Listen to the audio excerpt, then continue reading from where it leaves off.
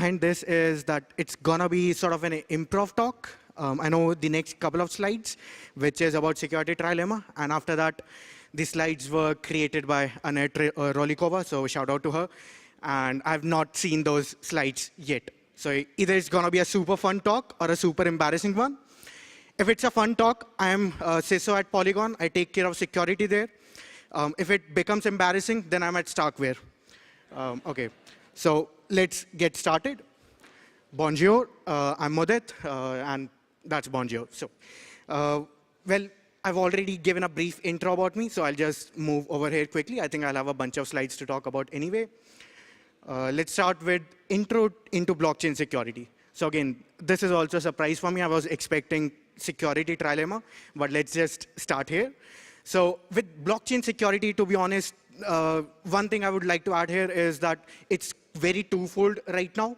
There is obviously code audits and everything that I think most of the people, most of the companies are now taking care of. But the other component that a bunch of companies are ignoring right now is the traditional side. So if you notice at the last recent big hacks, the Harmony hack for 100 million, the Ronin hack for 600 million, none of them were like really blockchain related. They were all just traditional security attacks, security exploits, key compromises. And that's one like gripe I have with the blockchain companies right now. Polygon, obviously, with me leading the security team, we have over 10 people in the team. But apart from that, there is barely any crypto DeFi company which has a dedicated security team. They just get code audits done, and after that, it's God's wish what happens. So that's just a quick tip for all the competitors and everyone: get an internal security team, because only the actual security people will know what needs to be secured. If you are not into security, you won't even know what needs to be secured. Oh, so security trilemma now. What's that? So I've defined this as a metric or whatever between product, risk, and budget. So all of these three parameters are interrelated when it comes to security. If you move one, the other two will be affected. So from product, I mean the usefulness of the product, the user experience of the product, and stuff like that. So a good example I give here, like if you want to add security to a product, a common thing to add is a CAPTCHA. And everyone knows CAPTCHA is bad UX. So if you add CAPTCHA, security goes up, product goes down, UX goes down. So that's one relation. Then obviously the risk. So the third point to CAPTCHA, adding CAPTCHA or not, is the risk you are taking. So if you don't add CAPTCHA, you are taking on a risk. It may never get exploited.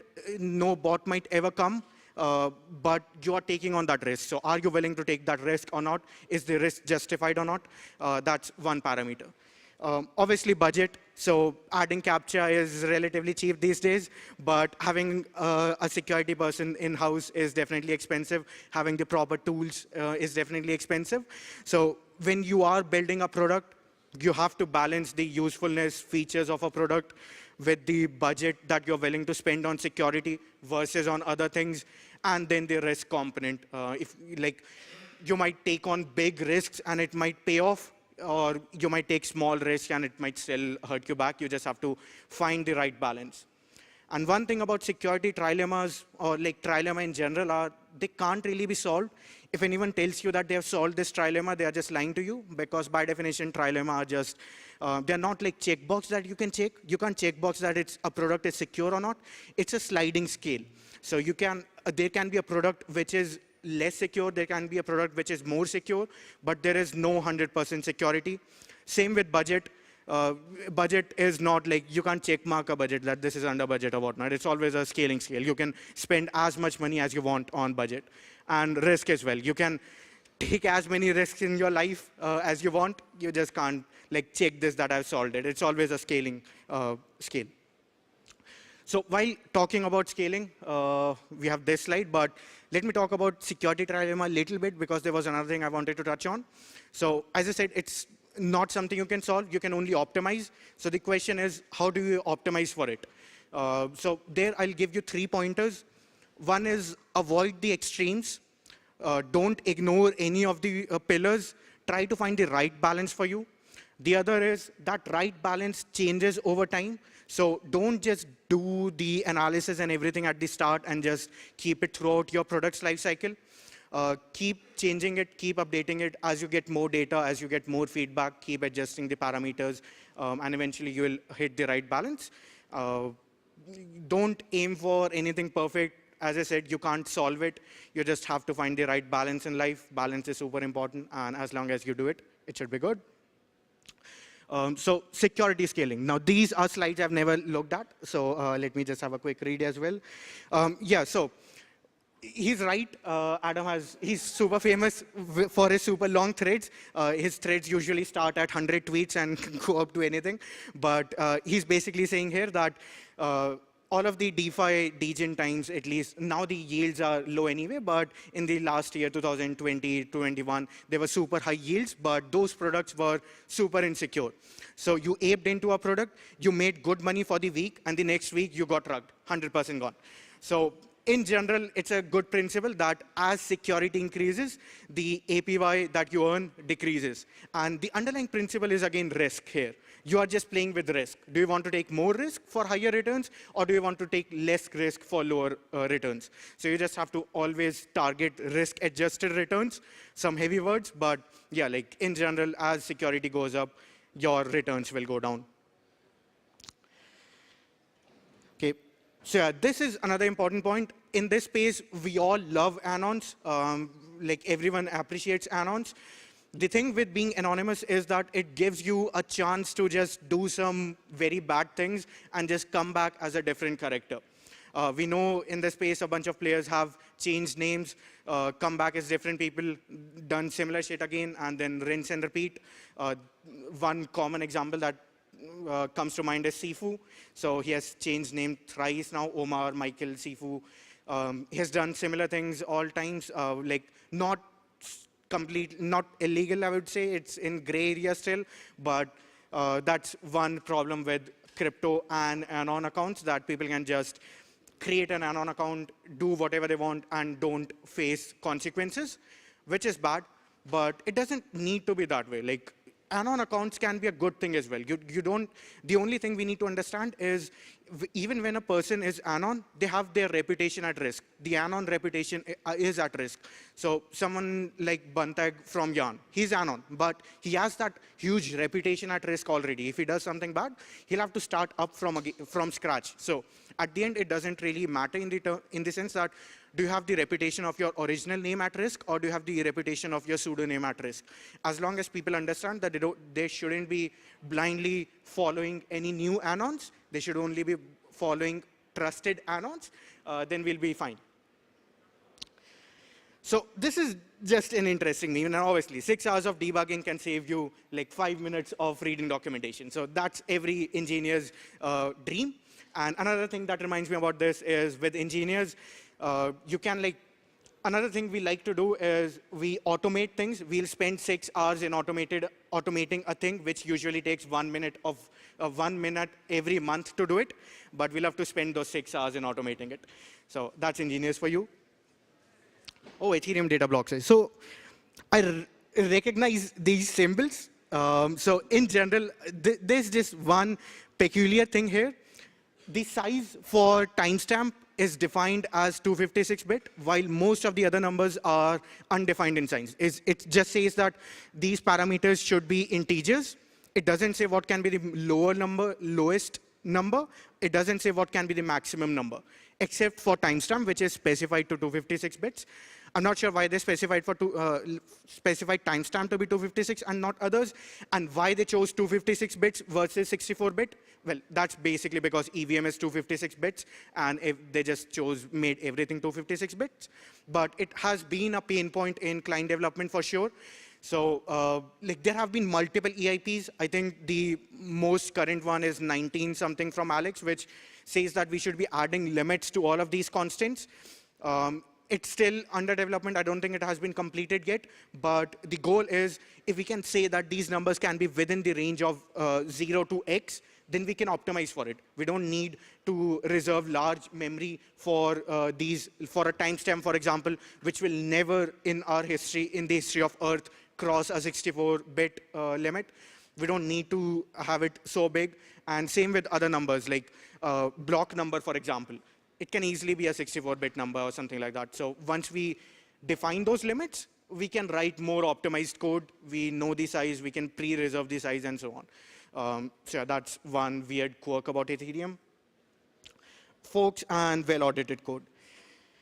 Oh, it's a quote from Sam. So yeah, this one is basically saying forks are usually safe if you don't change anything. If you just fork Uniswap's code and launch it, it's fine. But if you change a little bit of things, then it can be risky. Some teams did it properly, like Sushi almost took over Uni before shit went down.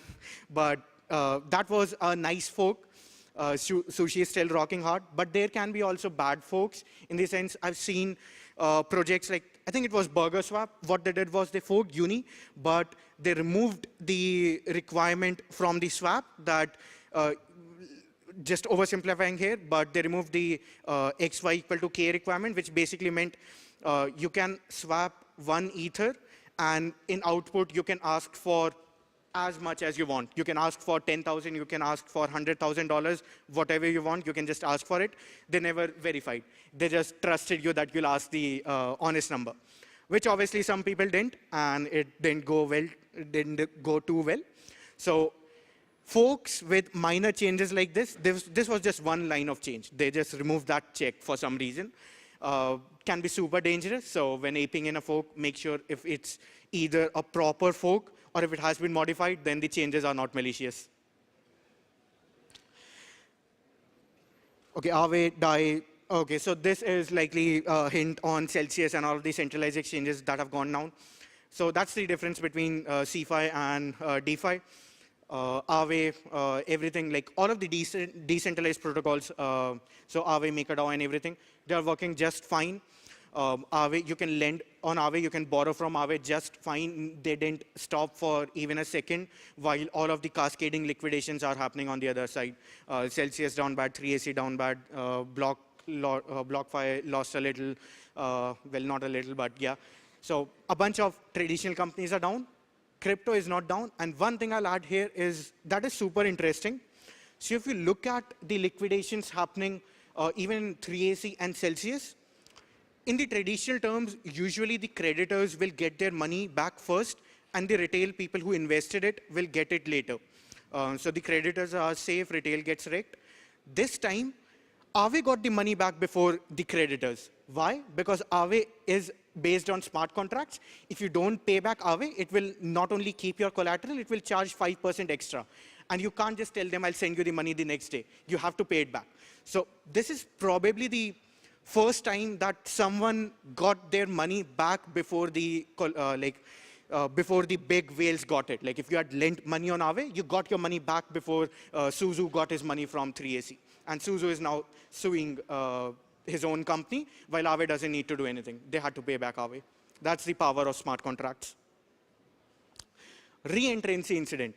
So this is going to take time for me to even understand and realize what attack vector this one is. But in general, reentrancy attacks refer to this pattern where you can do some action on a smart contract, and then you can do the same action again before the effects of previous action have taken place. So for example, if you, Aave doesn't have this bug, let's be clear, but if Aave had this bug, then what you could have done is deposited money in Aave, then withdrew it back, and before the withdrawal completed, you withdraw it again. So you just keep withdrawing it again and again and again and again before the actual withdrawal happens. So now you have 10 pending withdrawals. None of them has actually happened, but since all 10 are pending, they'll all verify, and you'll get all 10 withdrawal confirmed. So you'll get 10 times the money back instead of what the one time you were supposed to get back. Obviously, Aave doesn't have this. Good luck. If you can find something like this in Aave, let me know. But this sort of attacks were very common, at least in the early days. The DAO can be a big example of this. The DAO hack was a re-entrancy exploit, and a bunch of others are as well. Cross-chain bridges attack. So yeah, with bridges, obviously, I mentioned Ronin and the other one, Harmony bridge attack, which are the two largest attacks in the recent times. Both bridge attacks, both cross-chain bridges. The issue with those, both of them were like non-blockchain based stuff. So the multi-signature bit or centralized multi-signature that's mentioned here, both were vulnerable to that. So not all bridges are built equal. Some can be decentralized. Some can be completely centralized. Some can tell you they are decentralized, but they'll actually be centralized. So for example, with Ronin, they said they have 9 validators, but 4 of them were run by a single entity, and the 5th one was also controlled by that entity. So this single entity indirectly had access to 5 validators, which is enough to do anything in a, you have 51% like access at that point in terms of 9 validators. So obviously bridges are a pain point, and the code also is usually not great. I won't take the name right now, but the biggest bridge that is live right now in terms of volume they are doing, they've had 3 critical vulnerabilities reported to them. Luckily, none of them got exploited. We are all safe, we are happy, but it just shows that the code quality is not up to the standard right now. It's still improving. Over time, it will get better. And yeah, like, we just have to wait and watch what happens. Re-entrancy exploits, eliminate trust to humans. So I think the title might be a bit wrong, but so with humans, yeah, like I'll refer back to the example of Ronin and stuff. The way Ronin and Harmony got hacked was not due to a computer issue or a code issue or a logic issue. It was a human issue. So with, I think Ronin, the blog released an article. They said the way Ronin got exploited was the attacker, probably from North Korea, not confirmed, but they sent a job offer, very enticing one, to an employee of Ronin. And the employee obviously was very happy to see the job offer. They opened the PDF file, which was a malicious file and triggered some bad things on their computers and so on. So just by opening that PDF file, by a human mistake, they lost access to all of their keys and those $600 million. So even if you try to take humans out of the equation, they are always part of the equation. That's why I'm saying like focusing on traditional security is also important, at least in this stage, when the humans are still a big part of the equation.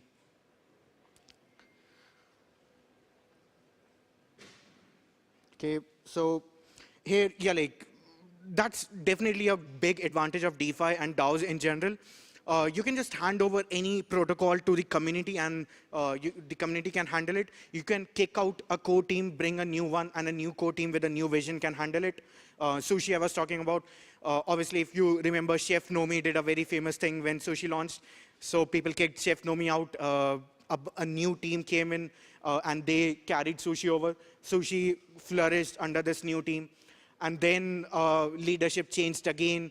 So it's like, when you are seeing a team struggling in DeFi, you can just bring in new leadership.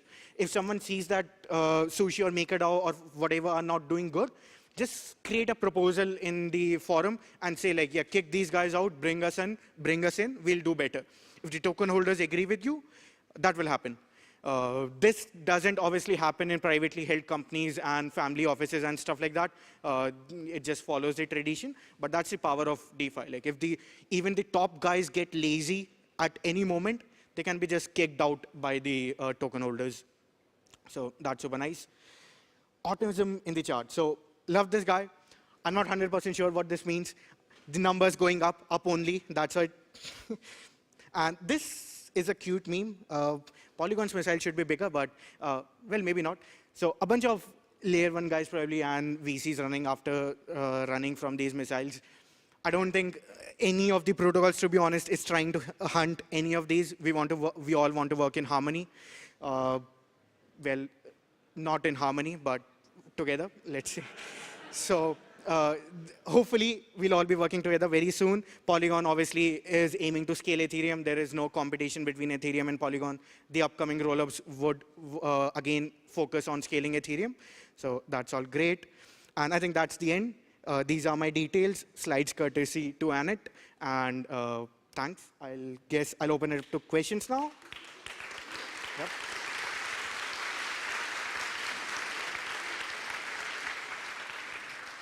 Yeah, I guess this went well, so I'm with Polygon.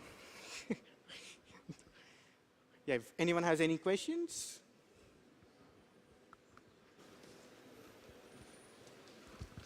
Yeah, I had a quick question, if you don't mind, like not related to Polygon, but more in terms of like cross-chain security and a lot of these like new bridges that are coming up. Like, how do you think we can like tackle security over there? So with bridges, it really depends. I'd say right now there are two types of bridges most common. One is multi-sig / proof of stake bridges, and the other is completely decentralized bridges. With the decentralized bridges, it's more on the code side. The code is quite complex right now. You need to make sure all of the code is properly secure, audited, and whatnot. It's like maybe 10 people really understand what's going on in those bridges, so it's hard to secure them code-wise. But overall, they have very minimal human trust. On the multi-sig POS side bridges, you need to focus a lot more on the traditional security. You need to make sure the keys are secure, all of the keys are in proper hands, they are properly kept, the servers are safe, and so on. It's not an unsolvable problem. People just have to find the right talent to do it. Right now, the problem with, in general, with this space is, I'll tell you, is there aren't very native security people in here. So the developers who are building it, the executives who are controlling it, it's not that they don't want security. They just don't know that they have to secure this thing as well. So they just can't do anything about that. So for them, the advice is just get a security person in there and they'll figure everything out. Got it. Thank you. You're welcome. Hey, Mudit. Hey. So I had a very strange question from one of the largest bank who is trying to run smart contracts. Like they asked me, what is an optimal number of security audit I should do? So your thoughts on that? Yeah, that's a very interesting question. I would say it depends on the type of audits you are getting. There are stamp factories out there. I won't take names, but if you get 10 audits from them, they are still worthless. And then there are super nice, good auditors. Even like one audit from them is 100% worth it. But in general speaking, like my philosophy specifically for Polygon tools is I don't want to depend on external audits. I have internal security team and I have internal auditors assigned to every project since day zero. I want security people to be involved from day zero when the product is being envisioned, when it's being architectured, not when it's already been created and then you're trying to figure out where to fit security in. It should be built with focus on security, not like as a side product. Yeah. That's it.